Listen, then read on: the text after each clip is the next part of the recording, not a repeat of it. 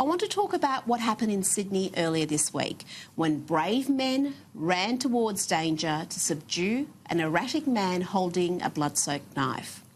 We hear and read so much about male privilege, the sinister patriarchy, toxic masculinity, and the evils of boys being boys. At times, it seems maleness itself is under attack.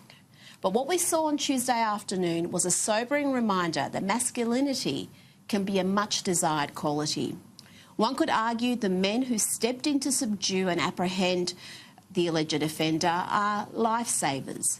How many more innocent people would have been hurt or killed if the alleged offender hadn't been neutralised?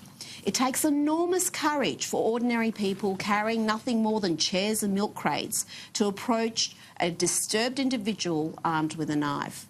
And yet a number of men did just that. The fight or flight instinct is in all of us, but more often than not, it's men who risk their personal safety to save strangers from harm. Boys and men are under attack for inherent traits that are neither harmful nor toxic, but almost always presented in those terms. Feminists have hijacked the term toxic masculinity and turned it into an all-purpose condemnation of maleness.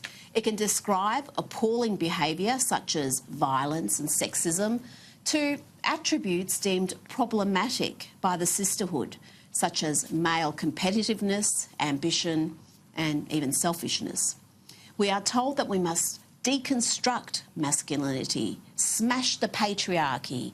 All men must take responsibility for the violence of a few, and every man is a potential predator.